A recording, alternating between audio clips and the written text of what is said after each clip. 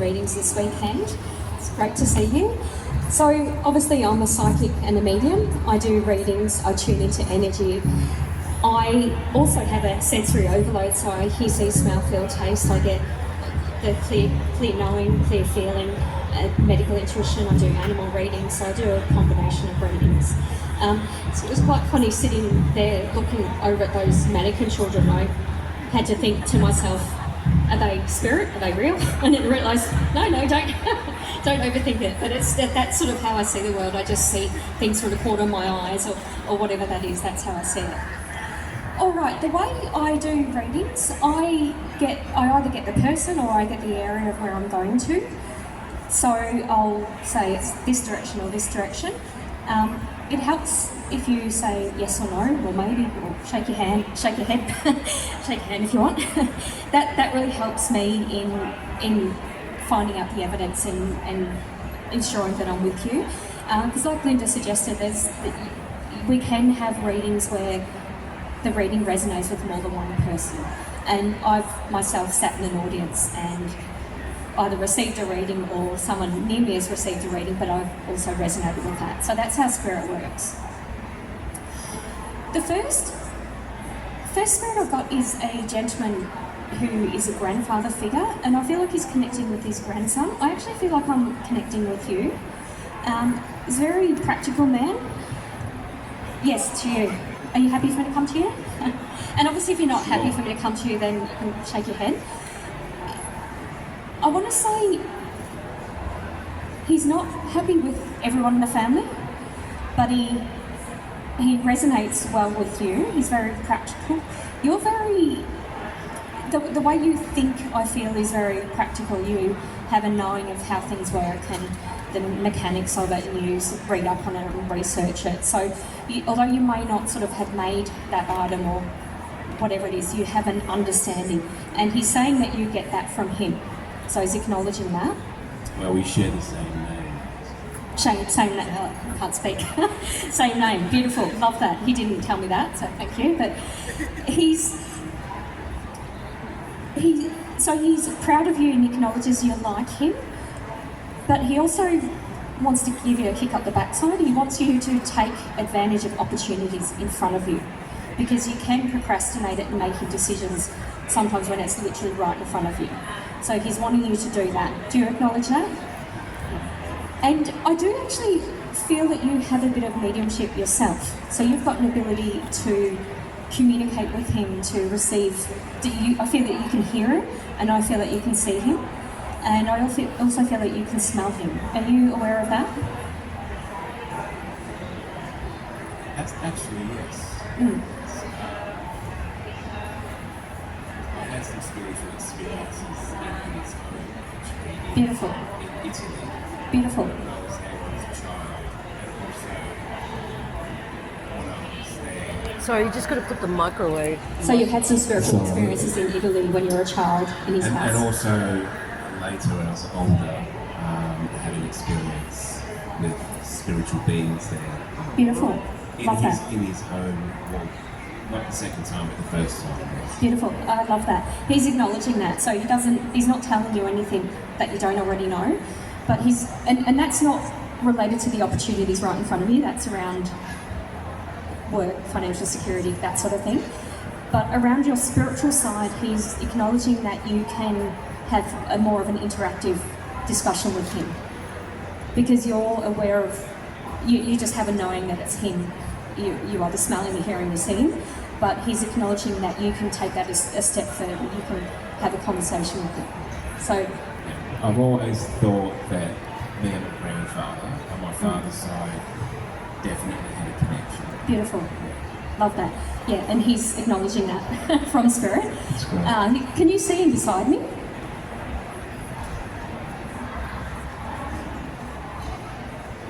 I feel like he's on this side. Yes. Yeah. Beautiful, thank you. Because he's just wanting you to acknowledge that, so you actually believe in it and you understand that. And you know, you can journal, you can you can do that in your own way, but I want you to actively do that, not just passively, oh, that's something I can do, because he's got a lot to tell you, he's got a lot to guide you, so he's really keen to do that. It's quite strange because recently he's an artist, Mm-hmm. or he was an artist, right? And his paintings are really incredible. Beautiful. And he was born in 1916. Wow. And recently my partner bought me a belated birthday present going back in June. Right.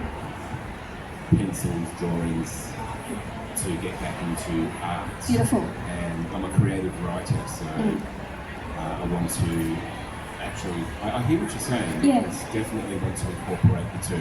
So he's describing that to me as a technical thing. So I'm a little unconventional as a psychic medium. I was a scientist and a lawyer. So I was a scientist for 20 years. So I'm a bit of a slow learner in finding my true path. So when I hear technical, I mean, I was a medical scientist in a particular thing for 20 years. So when I hear technical, that's someone that has that expertise, just the knowledge, ability to do that. So I feel like that's around the creative side. Please don't discount the drawing. It's not, writing's great, but the drawing complements that. And drawing is also, because I also paint. I paint on acrylics, with acrylics, sorry. When I paint, that to me gets me out of my headspace and into the intuitive space. So that's something I do just for fun. And for me, it's like cooking, it's like painting, that's what I do. But that's what he's saying about that. So it's beautiful. Yeah, perfect timing, because I actually reluctant, don't think I'm good enough. So He's saying you are, but you need to drop that attitude. You need to strip away that's just ego, that's just fear. I mean, not just, it can certainly block you, but by you being able to communicate with him personally, you can get past that. And even if you're not sure, just keep doing. Just that little bit, that one step in front of the other. Beautiful. thank you. Thank you. I'll leave you with that. Thank you. Beautiful. Okay, I seem to have a lot of grandparents around me. It's quite funny when I have a reading myself. My grandmother, my mum's mum, always comes through. And as a child, I thought she was a scary old lady because I didn't really know her. But now I like her, and I wish I knew her as an adult because she really imparts a lot of wisdom. And I have a strong personality. And I can relate to her and what she's lived through in her life. So that's really interesting. I have another grandfather, and I feel that he's connecting with his granddaughter. I actually feel like I'm with you, the lady in the green. I actually feel like it's on your mum's side, but she's acknowledging that she thought of your dad as a son. Does that make sense? Have you lost your mum's, what did I say, grandfather or grandmother? Because I've just had, You said I've got two. grandfather initially. yeah, and now I've just got a lady come through. So have you lost your mum's dad? Yes. Yeah. I feel like there was a bit of a rift in that family. Yes. Not necessarily with your mum, but other siblings as well. Yes. And so I've actually got both grandparents now. But I feel like the other one is your dad's. So I feel like I've got your mum's dad and your dad's mum. I feel like I've got. Okay, yeah. If I've got both that right. crossed, yes. Yeah, that's what I've got. What your mum's dad is acknowledging is his part in that conflict, and by that it's his lack of action. So he could have taken action to resolve that. That's not so much a message for you because I feel like you're pretty direct. You're someone who takes action and does what you need to do, even if it's something and something like that. but when you need to, you just sort things out. You'd rather not have it linger. So whereas he didn't do that, and he's acknowledging that. I'm drawn to someone in the family So this would be one of your cousins, I feel, who's just had a marriage breakup or a separation. There's just been a dissolution of a close connection to them. So does that make sense with one of your cousins? Not cousins. Okay. So,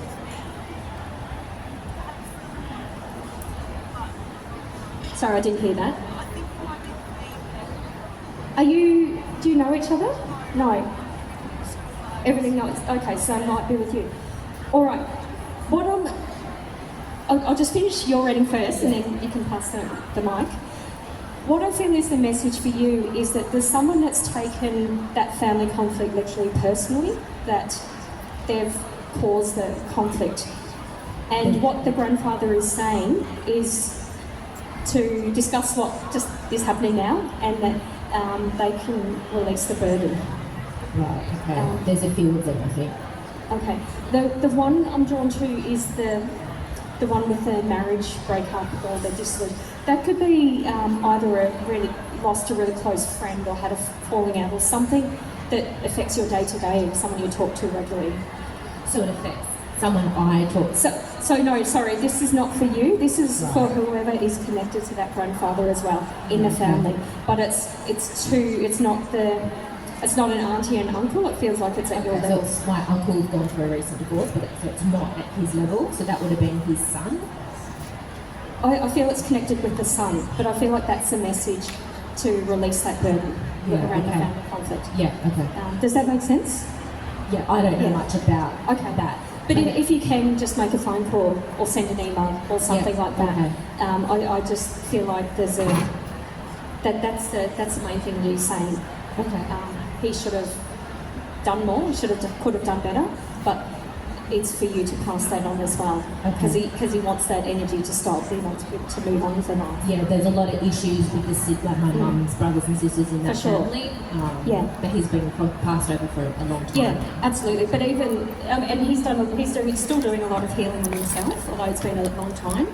And he's also helping to heal people in the living by giving them that perspective. But he can only do so much. Yes. I just feel that you will help by doing that as well. Okay. And it might be an email that you send to more than one person, Yeah. but it's connected to that grandfather. That's Yeah, what I'm getting. okay. And he's stepped back now, so I feel like he said his Okay. piece what he needs to. Yeah, they're all over in Perth and I'm about to go there in a couple of weeks. So Oh, maybe beautiful. that's Perfect. relevant to- Perfect timing. I've got Yeah. goosebumps. Perfect timing. Yeah. Thank you for that. Thank you. If you could pass the mic. Thank you. Sorry, I didn't hear what you said. If you can hold the mic up. I was resonating with what was being said, so I thought maybe you would with me with the cousin breakup, but I feel yes, but I do feel like the message was for you. I'm certain of that. What's going on with your travel plans? Why have you put your travel plans off? Or you're not? I'm seeing flights and train tickets and things like that, but you're crossing out the year. So is that you, or is that someone around you, or someone wants you to go travelling with them?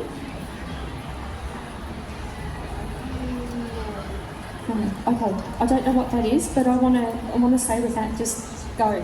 Don't put it off, just go. So whatever, that's might be a message for you to pass on, but I want to say, just jump on the plane, just go. Don't keep robbing out the year and adding it again. Beautiful. All right, thank you for that. Actually, I won't interrupt your lunch while you're eating. I want to say you've missed your calling in life. You could be a stand-up comedian. There's a lot of humour in your family and your upbringing, and there's cheekiness in that humour, and there's also. So I have a brother that's passed, and he's very cheeky, and when someone's resonates with that humour or would understand him, I see them right, and he's been standing next to you. So he's not trying to creep you out, but it's not just, it's just. I also want to say around your work, I kind of feel like a caged animal. yes. And I'm just hearing the Queen song, I've got to break free. And that can be break free as in your own business or break free as in work elsewhere, I feel like you need to question for yourself, have you learned everything you can learn? Are you going to grow personally, professionally? You know, what's in it for me? Yeah. And I know that feels a bit selfish for you because you're very much a team player, you're someone who makes sure that everyone's okay. Yeah. But you've got to stop doing that because make sure you're okay. And even if you write a list of pros and cons, yes, no, maybe. Yeah. Actually, don't do the maybe because it'll confuse you. So just do the yes, no. Yeah. You can swear on the list, you can do what you want, but just be completely true to yourself. I feel like there's changes, and you can make those changes this year. And that could be, okay, so I've decided to resign on the 6th of January. Like whatever, you know, is in the energy around that, making that decision is what I'm getting. Yeah.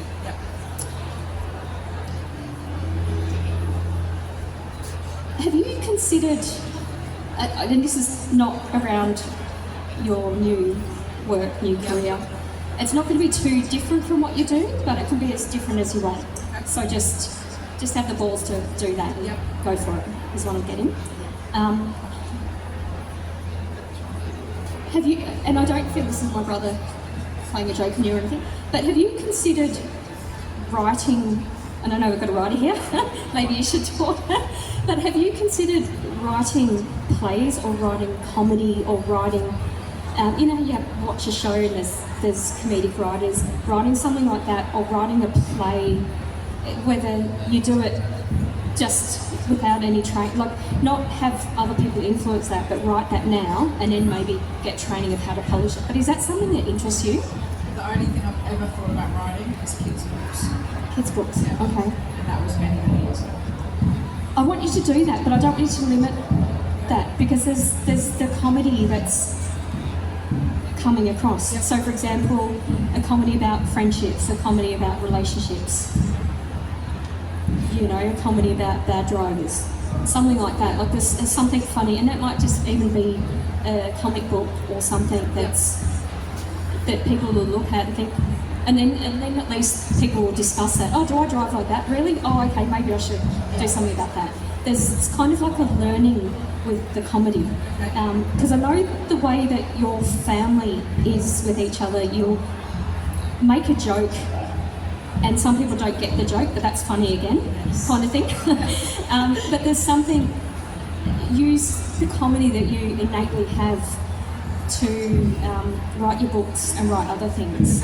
And just do that for fun, even if you spend a Saturday morning doing that. Yeah. I feel like you'll do that, and then when you actually look at it or show it to someone, you'll say, wow, that's got a lot of value. Okay. Beautiful. Thank you for that. Okay, beautiful. I might just do one more.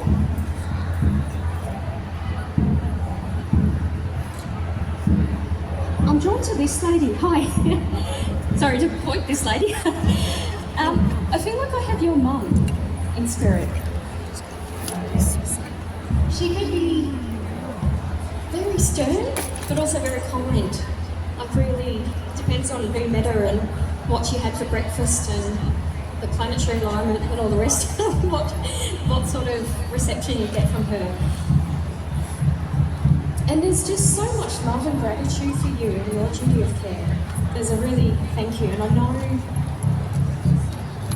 there was a lot of energy around that time and it was a very confusing time, but you don't sort of limit yourself as to how you were with her, but with other people as well, because by keeping people calm and healing other people, you actually help that as well. Does that make sense to you? And did you used to rub her feet or something, or get someone to look at her? What was going on with her? It's like her feet were itchy. Does that make sense?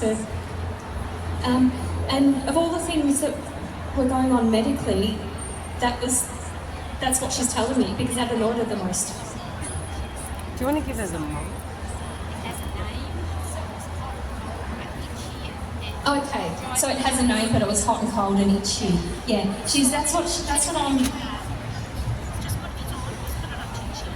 Yeah, she had a thing called erythromyalgia, which is Okay. very hot, very cold.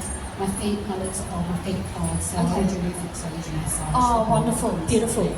Beautiful. And that's beautiful because that's love and healing.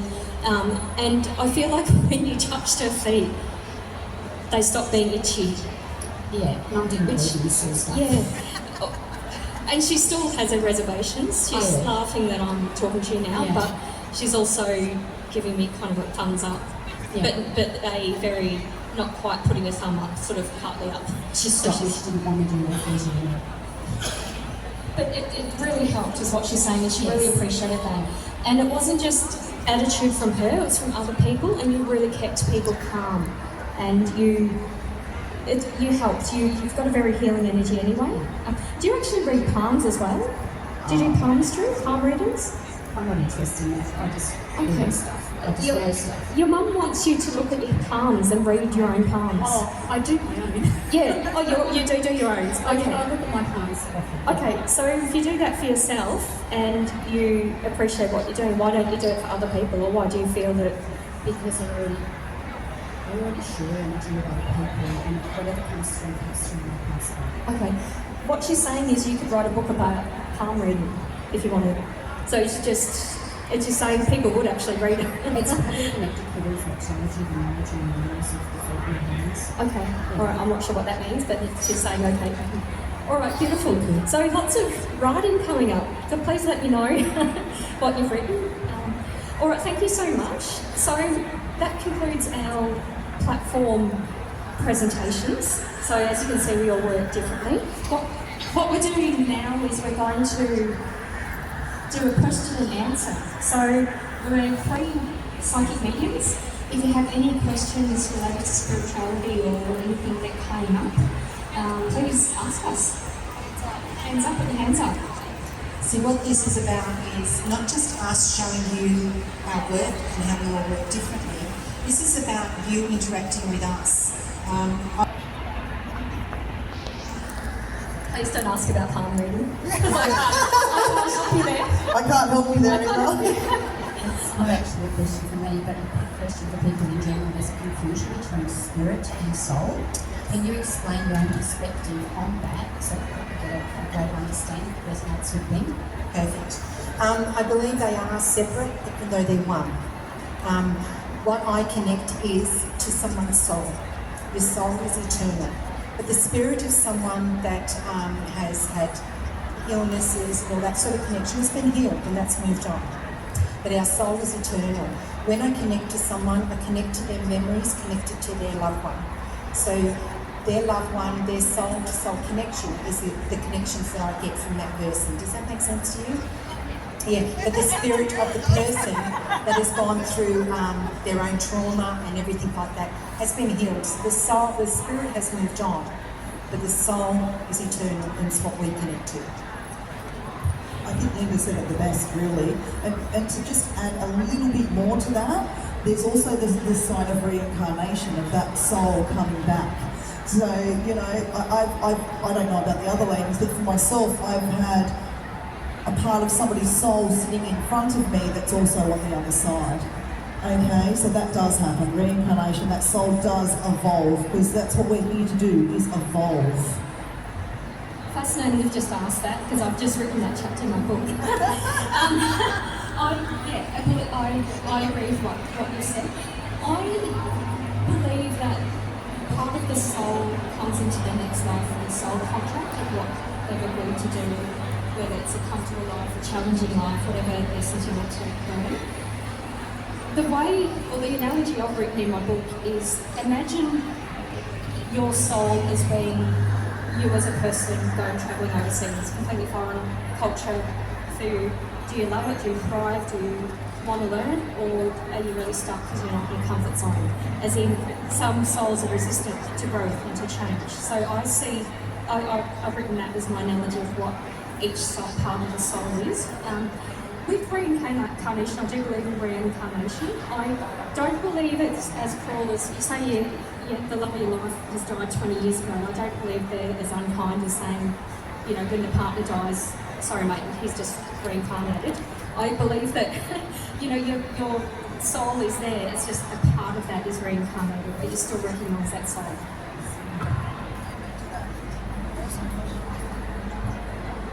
Hi, having this conversation in the WhatsApp group I'm in about basically the time after someone passes, how long it takes for them to really start communicating with us.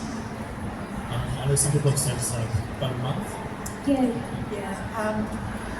I remember having a reading with, say, I can't remember the amount of people, but they'd just come back from visiting their mum.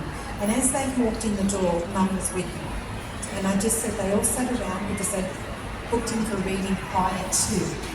They all come from basically many parts of New South Wales. And they all sat in my room and I went, I've got your mum with me. And they all looked at me and they said, we've just left the nursing home, she passed an hour ago. So once someone has healed, they've healed. Does that make sense? Me personally, do not like to read anyone as soon as that, for the fact that person is in deep grief and they don't hear nothing except their loved one is okay. So I prefer not to read someone.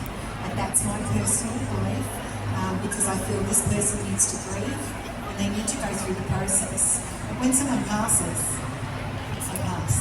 Yeah, and Henry, that quick, I've done a reading on a lady's father, and she said, that sounds exactly like Dad, but he's alive. And I thought, well, actually he's not, but I didn't say that. And I said, oh, okay, I could be right, how are you driving home, that sort of thing, made sure she was okay. And she called me 2 days later to tell me that he had died. She wasn't sure of the exact time, but it was sort of about an hour and a half when I did the reading. So he literally just passed. And what can actually happen in reading, so for example, my mum died last year, she's 92, she had dementia. I was able to connect with her in mediumship before she passed. So if someone's either in a coma or there's been a mental break, you know, they can visit the other side. And I know that my mum before dying was able to see my brother in spirit, because I would go and not see him in front of her, and that brought me so much comfort that she was okay, she was not scared. So I don't believe it's as black and white. You know, you can start to transition before you die. And I think it's someone that in a tremendous amount of pain, they're not wanting to stay there, they have a bit of respite and visit. And I also feel that that helps the transition as well. There's not really much that I can add to that. You know, for me personally, I normally say at least 6 months, or the person in front of me has to accept the passing to hear the message, because that's hugely important. The person that I'm actually delivering the messages to is in the right frame of mind to receive what I'm about to say, because we can't control what comes through during a session. Okay, thank you. That was a good question. Thank you. Hi. I was listening before, and it was like someone else in the crowd had like these abilities of mediumship, but they hadn't explored it before. So, brings me this question, you might have stories of how you found your mediumship sort of growing up, how you discovered the skills. The question is like, coming through, what is coming through, how does it show up for you? Sort of in terms of someone who might have skills, who isn't too sure. I don't think anyone on this planet is psychic. We've all got the ability to feel, to see. It's a knowing. You know, most of your people in service have got a feeling, a knowing, that connection. We've all been born with it, but mine is different to anybody else or someone else in the crowd. I've seen spirit since I was a child, and I was born up with a little bit of religion. So in my eyes, and what my mother said to me is basically, you don't talk to dead people. You've got a good imagination, you'll write a good book. A lot of children will come into this world without society telling them what they can and can't say. So they've got the pretend friends and they've got all this connection. You know, they can talk and they can write a story and play with all their toys and talk to someone that's not there. Everybody's got ability. We grow up and society says, you can't talk to dead people, that's not real. So it's not about not having an ability, it's about fine-tuning who you are. And it's accepting, it's an awareness. Does that make sense? You know, I had to go through life to be me, because there was things that I had to go through, because I believe that I can't do what I do if I haven't felt it myself. So there's certain things about, you know, My daughter, at the age of 15, is an incredible medium. She's now 30, but I would never have her on stage because she had no life skills, but she had an ability. And it was about accepting her ability and allowing her to believe in who she is. One of the hardest things that we do, especially now there is that awareness that we're okay to be allowed to be accepted. And it's only been just over 20 years that we've been allowed to have a voice. Back then we weren't. So Australia is a little bit backward in mediums, but most of the world has accepted it. We're a little bit different, but it's becoming that awareness that it's okay for us to be us. Does that make sense? So it's, as a child, you see someone with an ability, you nurture it, you believe it, you give them a voice, so they don't end up a little bit crazy like I was at the beginning, that we have to grow up to say it's okay. Look, I've worked as a nurse, I've worked in a police station, social security. I can tell you Rhonda's corporate, I'm not sure about. We've got all these things of being of service, but we were always of service. But we just had to accept what sort of service we are of, and it's honouring what we have. Honouring your connection. I always say, get it, give it, deliver it, don't edit it, it'll be right. Yeah, absolutely. And I'll just add to that I had a pretty dysfunctional childhood with a lot of substance abuse and alcoholism. And my intuition and my connection to my spirit guides kept me safe, kept me alive. I could have lost my life at the hands of a parent. So it really was very important to me, and it still is. It's not life or death now, but I accept it. And as far as my mediumship, I certainly had an active imagination as a child, but my mediumship, I was aware of my grandfather dying, and it was quite strange. I was just sitting in my bedroom and he just came through the wall, and then I thought, how did you get in here? Didn't open the door, kind of thing, my analytical mind. And I just had a conversation with him, and he said, I'm going away now, I'm okay, I'm not cold anymore. Give my love to Mum, I'll see you when your hair's my colour. So I knew that when I was grey, I'd see him again. So, and for me, it was always just such trust and such calmness, and I've always been safe with spirit, safer than in the living in childhood. And for me, I also wanted to just add quickly to that too. As far as receiving information, for me personally, they use my life as references. So say, for instance, my mum's on the other side, okay? So if they show me somebody going to sleep and going like that, I know it was a quick passing. I can feel pressure in my chest when it comes to like a heart attack, okay? And it's relying on my Rolodex of my life experiences to interpret it in the right way. Because interpretation is a huge part of our job. It's like putting puzzle pieces together is the easiest way to explain it. Okay, but yeah, definitely don't second guess yourself. Once you've got it, don't analyse it, just give it, and then let it go, because it's not yours. Okay, so much love. Great question, thank you. It's kind of related to the question before that. If you already know that you want to do capabilities or things like that, how do you develop that? How do you enhance that? Look,